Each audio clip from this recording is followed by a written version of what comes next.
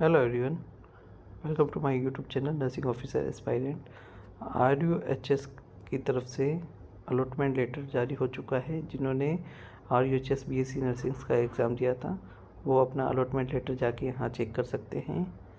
Admission 2023-24 में जाइए और वहाँ पर BSc नर्सिंग में जाना है आप लोगों को, और वहाँ पे BSc नर्सिंग में जाके आपको प्रिंट अलॉटमेंट लेटर पे जाना है। प्रिंट अलॉटमेंट लेटर पे जाके आपको वहाँ पे roll number, challan number and password डाल के आपको प्रोसीड करना है। उसमें आपको कॉलेज अलॉट हो जाएगा।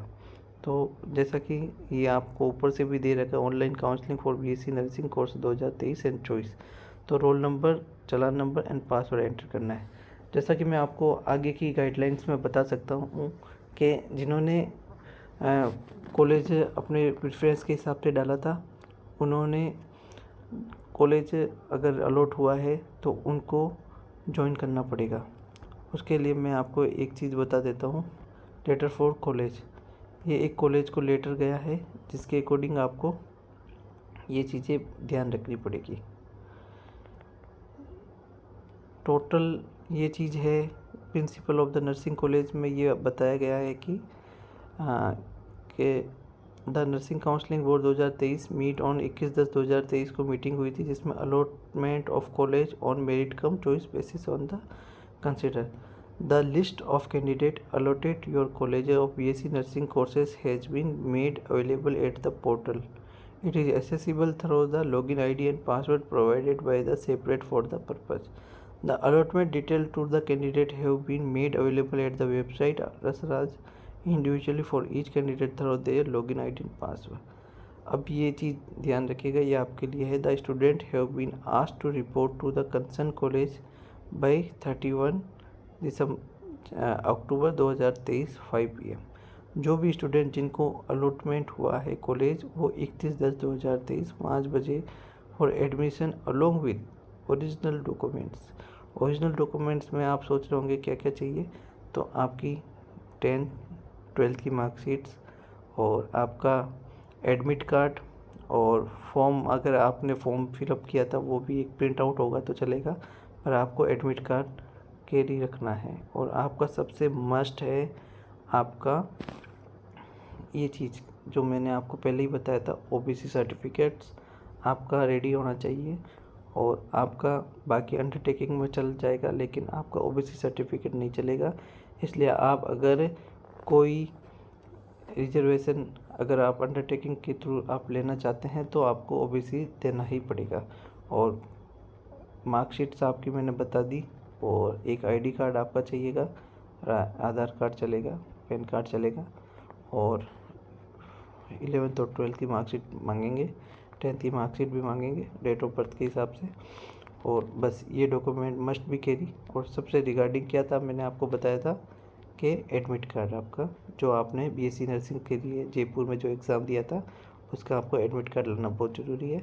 और सेकंड बात क्या है कि for admission along with all original document undertaking in the prescribe performance relation to original document proforma available at the website.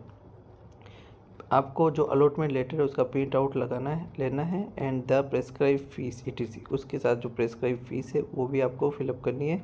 The joining status of each candidate is required to be update at the portal by 2/11/2023। जैसे आप join करोगे तो क्योंकि आपको time दिया है 31/10/2023, तो आप कॉलेज ज्वाइन करोगे तो कॉलेज वालों को RUHS को बताना पड़ेगा कि इतने लोगों ने ज्वाइन किया है। अगर सीटें खाली करती है तो वो कौन भरेगा? RUHS भरेगा। पहले क्या होता था कि प्राइवेट कॉलेज खुद भर देते थे, लेकिन अब ऐसा नहीं है। अभी क्या है, RUHS को ईच सीट के बारे में RUHS को इन्फॉर्म करना पड़ेगा, ईच एवरी कॉलेज को, ठीक है, चाहे वो गवर्नमेंट हो चाहे वो प्राइवेट हो। तो जस्ट 2 दिन का टाइम दिया, उसमें वो जो कॉलेज वाले हैं वो देखेंगे कि मेरे पास 20 सीट थी, 20 में से अगर 15 लोगों ने फिल किया है, सीट चॉइस फिल की है और ज्वाइन किया है, तो 5 वैकेंट है, तो उनको इन्फॉर्म करना पड़ेगा। They have also been inform. एक चीज़ ये बात है कि if they do not join at the college allotted to them in round 1, अगर कोई कॉलेज 1 राउंड में पार्टिसिपेट नहीं करता है, they will not be eligible to participate in round 2 counselling. तो ये चीज़ must be mind your understand. If they do not join at the college allotted to them in round first, जिसको college round first में allot हुआ है, अगर वो join नहीं करते हैं तो वो पार्टिसिपेट नहीं करेंगे सेकेंड राउंड काउंसलिंग में. ओपन राउंड में कर सकते हैं पर सेकेंड राउंड में पार्टिसिपेट नहीं करेंगे. Allotment process end date. If they resign after joining the college allotted to them in round one they will not be eligible to participate. अगर वो ज्वाइन करने के बाद रिजाइन दे देता है वहाँ से तो उसकी फ़ीस नहीं मिलेगी, और दूसरी बात उसको सेकेंड राउंड में पार्टिसिपेट करने का भी चांस नहीं मिलेगा. The allotment is subject to outcome of cases pending if any before the honourable court. वो कोर्ट में जाएगा, उसका हम कुछ नहीं कर पाएंगे, देख लेना. तो please arrange to verify the document verify from the original ones of the committee constitute for the purpose at your end ensure eligibility of the candidate as given in the information. ठीक है. अगर किसी को कोई problem है तो वो help desk nursing2023@gmail.com पे आप बात कर सकते हैं.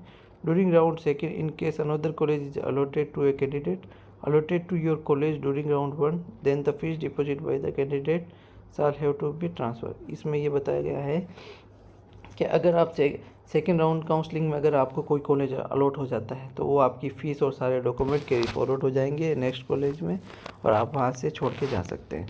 तो टोटल जो कॉलेज है ये इतने शामिल है, ये बात ध्यान रखिएगा.